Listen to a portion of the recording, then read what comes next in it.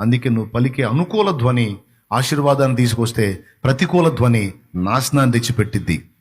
ఆడవాళ్ళు, మగవాళ్ళు ఎంతమంది వింటున్నారో, మీరు ఎలాంటి వాక్ రిలీజ్ చేస్తున్నారో ఒక్కసారి పరిశీలించుకోండి. నీవు పలికే శుభవాక్కు ద్వారా దేవుడు కదులుతాడు, దుర్వాక్కు ద్వారా దయ్యం కదులుతుంది. అందుకే సాధ్యమైనంత వరకు మీ నోట శుభవచనము, అనుకూల వచనమే పలకండి అన్నాడు బైబిల్లో.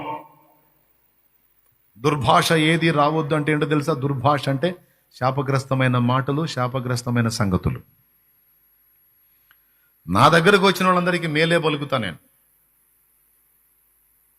స్వస్థత కలిగిద్ది, దేవుడు కార్యం చేస్తాడు, నీకు విజయం వచ్చిద్ది, మేలు కలిగిద్ది, దేవుడు ఆశీర్వదిస్తాడు, నీ కన్నీరు తుడుస్తాడు. నా మాటలో, పాటలో, పలుకులో, సమస్తంలో అయ్యే ఉండేటట్టు నేను తపన పడతా. పొరపాటున ఏదన్నా కీడు పలికినా దేవా జరగకుండునుగా కానీ మళ్ళీ వెంటనే తిప్పుకుంటా.